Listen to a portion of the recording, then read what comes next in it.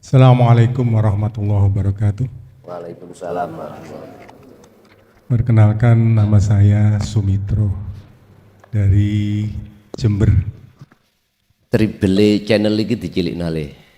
Tribele channel yang bertanya dikecilkan. Base kok.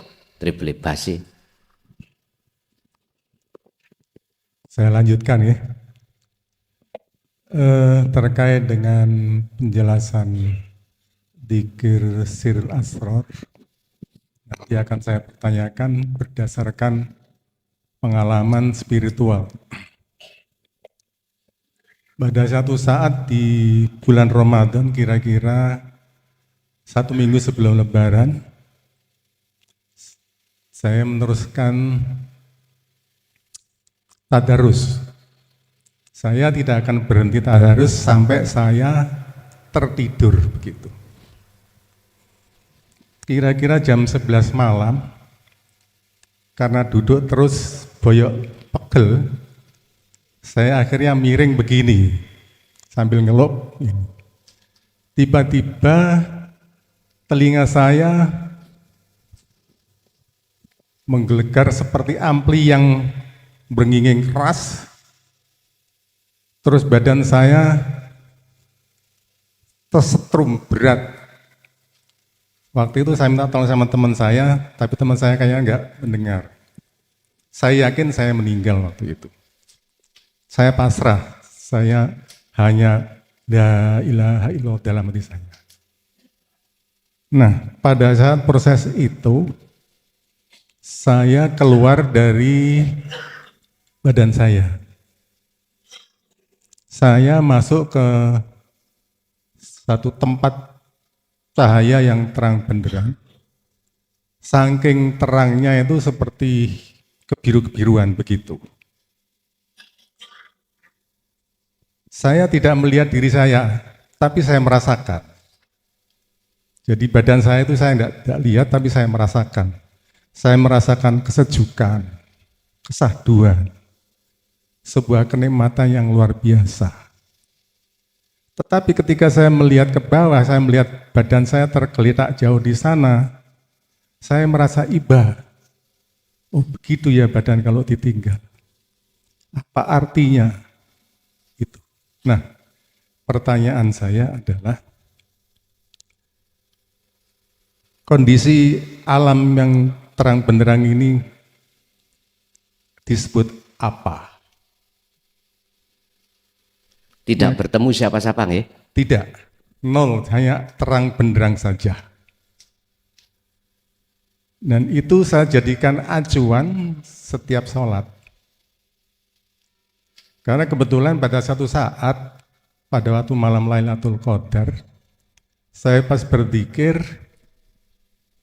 saya diajak orang tua, bilang begini, ayo tak ajari salat. Waktu itu ada 2 soft, orang berjubah putih semua. Diajari tawaf. Sholat. Oh sholat. Sholat yang benar begitu. Jadi tempatnya waktu itu di pinggir sungai, sawah dan gunung. Pada saat yang sama juga, sholat yang benar menurut dia adalah ada di alam yang terang itu. Mohon dijelaskan apa alam yang disebut. Terima kasih. Assalamualaikum warahmatullahi wabarakatuh. Waalaikumsalam warahmatullahi wabarakatuh. Wa min waraihim barzahun ila yaumi yub'atsun. Setiap diri manusia. Wa min waraihim, di belakangnya ditunggu alam yang disebut alam barzah. Apa alam barzah? Alam yang menghalangi ruh. Di syariat dulu. Yang ruh itu tidak akan bisa kembali ke dunia dan tidak bisa ke akhirat sebelum yaumi yub'atsun, hari kebangkitan itu diterjadikan. Bahasa syariat kita angen-angen, kita sudah mati, dikubur di kuburan, didatangi malaikat mungkar nakir, kita dimasukkan alam barzah lah gitu tuh. Di situ ada dua kelompok, yang gak bisa menjawab dikebuki, yang bisa menjawab tidurnya seperti kemanten anyar. Ngoten niku kita mbayangno kemanten anyar, bidadari dan lain sebagainya ngoten ya. Oke. Memang itu waktu dulu kelas kita seperti itu. Ternyata barzah makna secara murad adalah dinding. Yang dinding ini amat tebal yang menghalangi antara ruhaniyah pada Allah. Boleh saya katakan barzah niki adalah hijab nafsu, baik wujud batine maupun wujud zahire. Inilah yang sesuai makalah tadi disebut al-aghyar, yadil aghyar. Ini yang menghalangi ruhaniyah kita tidak bisa nyata no wujudi Allah. Akhirnya yang wujud itu selain Allah. Lah Allahnya bagi kita wujudnya gaib. Akhirnya. Lah, ketika saat barzah ini Allah lepas. Inilah yang disebut Mi'raj. Bahasa Kanjeng Nabi Mi'raj. Subhanalladzi asra bi'abdihi lailam minal masjidil haram ilal masjidil aqsal ladzi barakna haulahu linuriyahu min ayatina innahu huwas samiul basir. Ada Isra, ada Mi'raj. Isra perjalanan dari Masjidil Haram ke Masjidil Aqsa. Masjid ke masjid dunia. Itulah berlakunya hukum syariah. Nah mi'rajnya, nek cara sholat, inilah sholat secara syariah. Nah mi'rajnya, beliau dari Masjidil Aqsa ke Sidratul Muntaha. Lepas landas pesawat ini. Tinggalkan dunia. Harus pakai buruk. Tumpaan, keinginan. Harus dalam hati jenengan ada keinginan untuk bertemu Allah. Apa buruknya sampean? Beda pancal, monggo. Makanya buruk itu digambarkan, dikinayahkan jaran tapi kepala wanita cantik. Nah. Artinya itu harus ditinggalkan nantinya. Udah Pak Bu, saayu-ayu bojo jenengan kalau kita meninggal, ditinggalkan betul? Pasti. Gak mungkin beliau ikut nang kuburan melebu. Anak, harta benda apapun tidak akan menolong, bisa menolong di situ. Kita tinggalkan.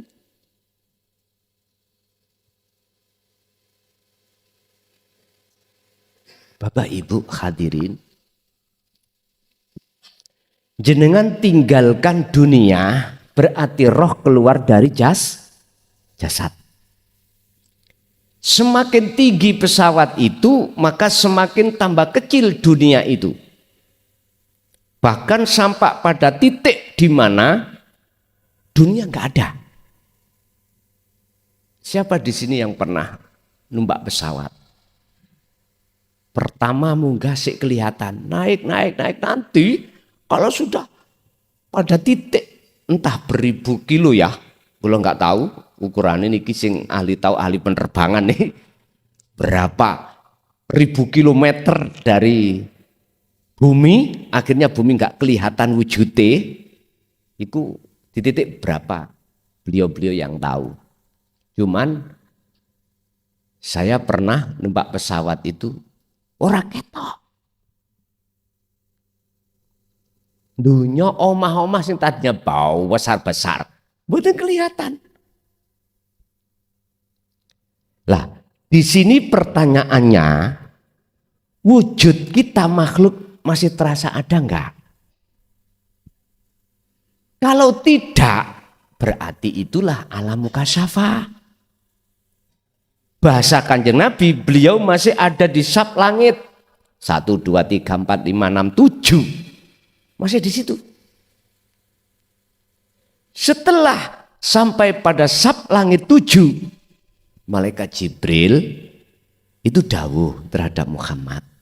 Muhammad, aku nggak bisa ngantar kamu sampai ke Sidratul Muntaha Mustawa. Ini kan bahasa isyarah, Pak. Sidratul Muntaha itu sebetulnya isyarah. Termasuk buruk iki sing kok tumpaki. Kamu harus membaca tahiyat. Sebab di situ nanti akan cahaya, ribuan cahaya yang akan menghancurkan dirimu dan tidak bisa kamu sampai pada Allah. Sidratul Muntaha iku, Pak, kesadaran penuh. Kalau kita al-kaun, makhluk itu tidak wujud. Siapa di sini yang pernah ikut bimbingan Romo dalam ilmu sejati terkait topo meditasi? Apa maksud tujuannya? Wis minimal lah sholat daim. Fungsinya di situ jenengan itu mencapai Sidratul Muntaha.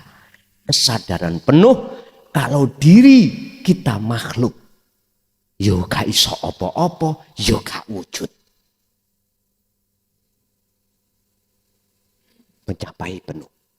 Cuman berhubung ini nggak pernah dirilis dalam syariat, akhirnya dikatakan itu ajaran sesat pada saat itu. Tapi kalau sudah mengenal terkait perjalanan Isra Mi'raj Kanjeng Nabi secara hakikat, nggak berani Pak mengatakan sesat. Karena yang berhak mengatakan sesat itu hanyalah Allah. Hanyalah Allah. Bagaimana mungkin jenengan bisa mendaulat itu sesat, wong jenengan sudah gak ada. Sing berani dan sah mengatakan sesat ya sing wujud. Wong kita gak wujud. Iki nek sudah sampai di situ loh Pak ya.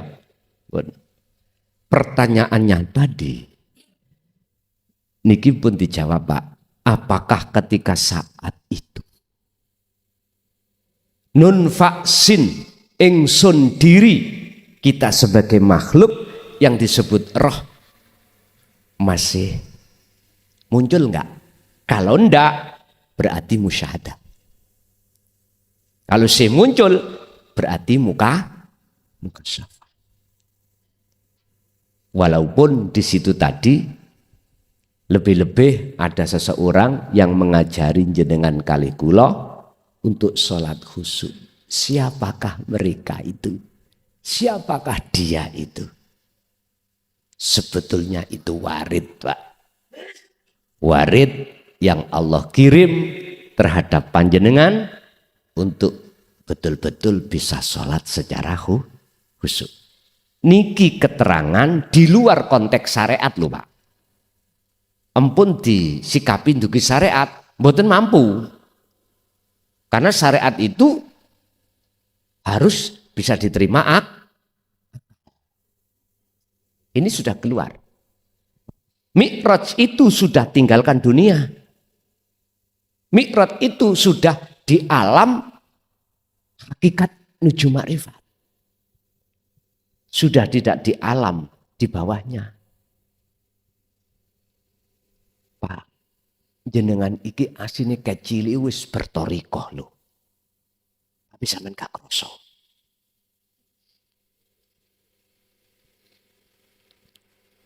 Bertorikoh asine jenengan iki. Torikoh gak jalan toh. Rasulullah thariqah iku segala aktivitas. Ibadah murni atau tidak murni, itu thariqahnya. Itu jalannya beliau dan beliau gunakan untuk bertemu Allah. Nama sholat ikut thariqah. Nama zakat, puasa, haji, baca Quran, tilawatul Quran, bersolawat, membaca solawat, atau jenengan dahar kerja. Itu nama itu thariqah. Lah syariat iku ilmu nih.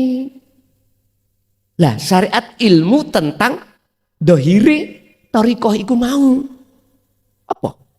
Ilmu nih sholat dohiri. Disampan ya kudu menunaikan rukun-rukun sahnya sholat. Menunaikan syarat-syarat sahnya sholat. Ilmu ini iki wonten fikih.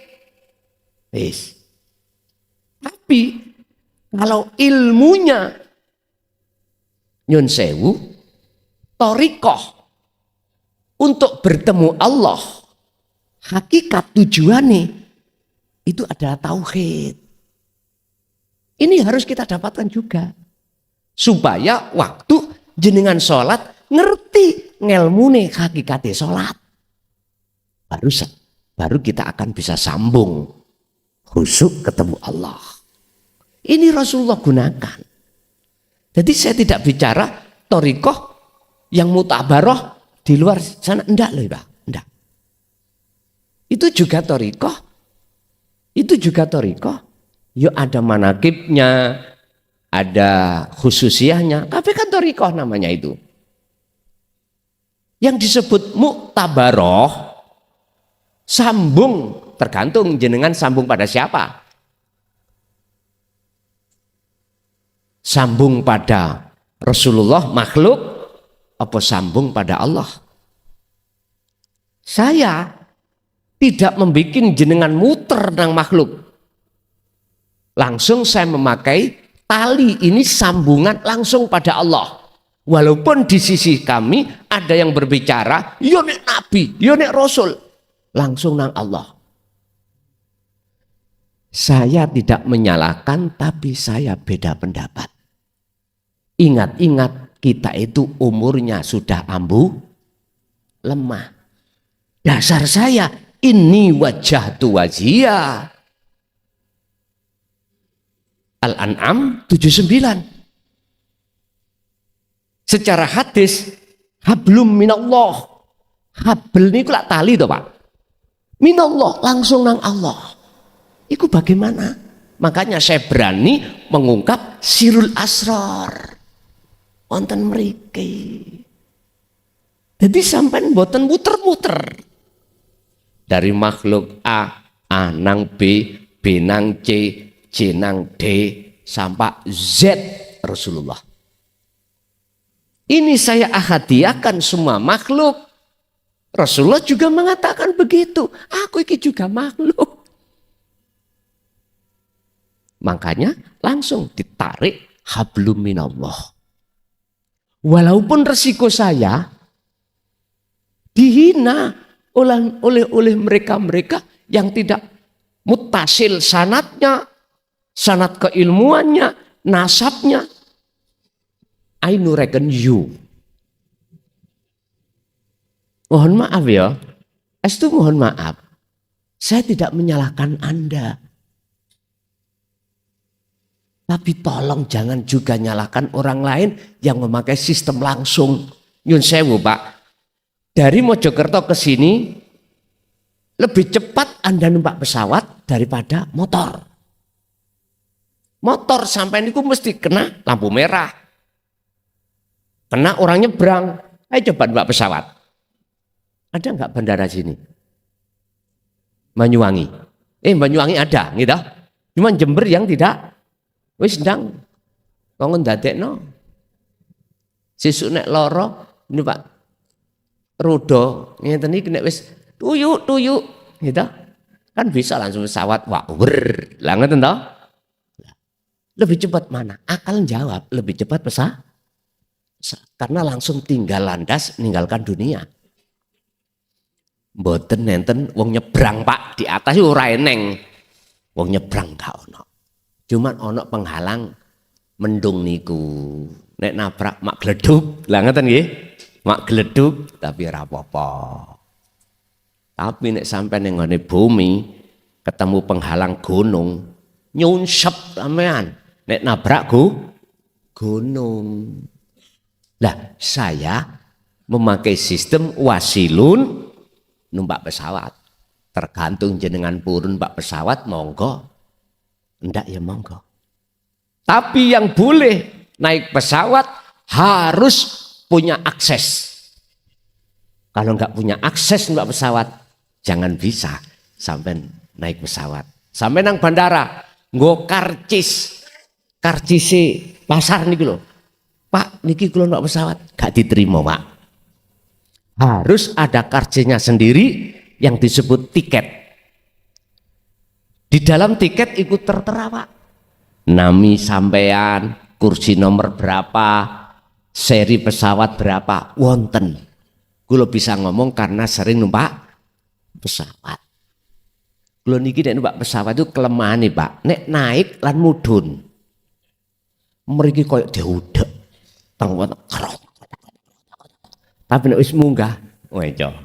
Nek mudhun maneh gawe wecokan ngeten, Pak. Kratak-kratak. Mboten mikir mbledos mboten. Mriki koyo diudek. Makane kula nek ajeng numpak pesawat mudhun niku cara mangan wareg mboten wani, wedi mutah. Nggih. Tapi nek wis ana ndukur wenco, Pak. Kari mikir ngene nek ndukur. Iki umpama rutuh bongko kabeh. Mikire ngoten mekan. Ngoten. Cara akal nggih wis memang gak tahu terjadi pesawat kecelakaan, tapi kecelakaan pisan modar kabeh. Umumnya ngono cara akal. Tapi mungguh Gusti Allah nyelametno si A si B saged. Biasane ngoten niku karomah biasane. Kegawan karomah terus ditutupi malaikat ambek swiwine, liyane gelondong jenengan boten. Biasane ngoten. Wis macam-macam kuwi ambek karomah ya. Pun. Tutuk apa iku Mang Rek? Pertanyaannya Mang napa? Oh, keluar dari roh.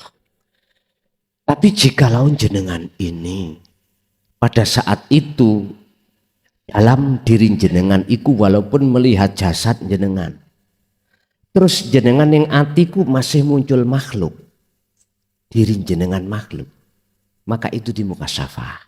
Itulah jenengan masih di alam lah malakut, lahut, jabarut, diantaranya itu. Makanya saya tanya, ketemu siapa Pak? Enggak ketemu siapa-siapa pertama tadi, ya toh.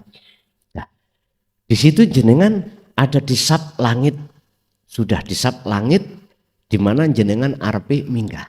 Sab langit 7 arepe munggah ni musyahadah. Di sini banyak cahaya. Rasulullah dipeseni malaikat untuk membaca tahiyat. Apa sih tahiyat? Penghormatan. Muhammad itu nanti akan bisa sampai ke Sidratul Muntaha Mustawa kalau membaca tahiyat. Apa sih penghormatan? Ternyata tak tuduhke, itulah sirul asrar. Itulah penghormatan Anda pada Allah. Anda sudah tidak mengakui diri Anda yang bisa berjalan. Karena ada yang memperjalankan. Justru dalam hati jenengan mengakui Allahnya. Udah, pray pun. Lainnya Allah sudah pray. Artinya tidak bisa menghalangi Anda. Itulah kesadaran mutlak. Kalau kita sudah tidak bukan siapa-siapa, kalau kita bukan wujud makhluk, tapi wanahnu aqrabu ilaihi min hablil warid. Nahnu, kita, kata Allah. Allah itu tunggal kok ngomong kita itu, wanahnu. Kita, bahasa lebih mudah, aku. Nahnu diartikan aku. itu lebih dekat dari urat nadi. Ngoten kesadaran mutlak. Disitulah jenengan kalau betul-betul musyahadah, di situ lepas keakuan jenengan, muncul keakuanku. Allah. Ketika saat itu, jikalau jenengan sudah waktunya diletakkan Allah maksum, ruhaninya itu nggak akan turun. Nggak akan turun ke muhadharah atau ke mukasyafah. Sekalipun secara syar'i ruhaninya sampai wonten muhadharah atau ke mukasyafah. Tapi jikalau kita diturunkan ke mahfud, mahfud itu ada dua, musyahadatul fana dan kamil, di mana suatu saat muncul keakuan makhluk, suatu saat muncul keakuan Allah. Dan itu proses memang Pak yang berlaku sebagai proses sunatullah. Seseorang ke maksum itu harus melewati mahfud dulu. Ke bako itu melewati musyahadatul fana dan musyahadatul kamil. Ini wong masak beras iku gak langsung dadi sego, dipususi sik, dikeroncong. Ngerti dikeroncong ya? Terus ditapung nih. Terus nek pas napung no kan beras utawa sekul nasi yang setengah mateng nggak boleh jadi satu dengan air. Nek waktu ngeroncong jadi satu. Nek waktu napung, nih wong Jawa napung. Ono sarangane Pak. Airnya di bawah sarangan. Lah nasi yang setengah matang di atas sarangan. Dia membutuhkan uap aja. Akhirnya tidak menjadi nasi jemek. Mboten saged dadi nasi jemek karena airnya tidak sampai ke nasi tadi. Akhirnya jadilah nasi dimakan. Ono prosesnya sendiri-sendiri. Wis nek gak percaya sampean adango. Ibu kangen tilem sampean pususono. Waktu mususi nek ono krikil mesti diilangi. Ada lasnya mesti diilangi waktu nginteri. Udah dikeroncong. Bahasanya keroncong itu masih dicampur dengan air. Setelah habis kita entas, dandang kita empakkan. Air di dalam dandang itu harus di bawah sarangan. Baru kita tapung nasi setengah matang tadi. Hanya membutuhkan uap untuk mendorong sampai namanya nasi. Jenengan gitu. Jenengan kalau sudah tinggalkan dunia ini butuh tikir tadi untuk mendorong. Anda sampai ke Sidratul Muntaha. Nek ora iso. Secara akliyah ya sistem. Tapi jangan songko Gusti Allah itu gak iso. Yang keluar dari sistem tadi. Jenengan lahir procot, sampak mati, makrifat terus. Walaupun gak belajar, mampu gak Allah? Mampu. Allah itu bersifat innallaha ala kulli syai'in qadir. Kita tidak tahu manusia lain. Kalau beliau itu diajari Nabi Khidir. Enggak tahu.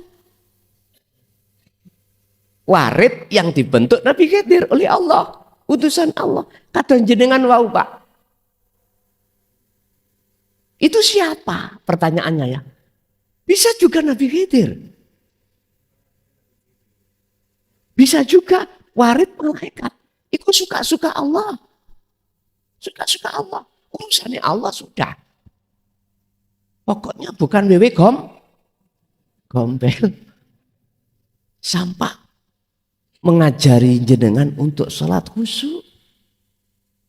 Jelas itu adalah warid warid minallah. Urusan Allah, malaikat atau Nabi Khidir urusannya Allah. Tapi tujuan kita bertauhid itu tidak ingin bertemu sesuatu tersebut makhluk. Tapi Allah lewatkan di situ, bisa apa kita? Ya sudah kita nikmati aja. Yang penting jenengan kedah memegang sirul asrar. Barulah bisa sampai jenengan ke Sidratul Muntaha. Bahasanya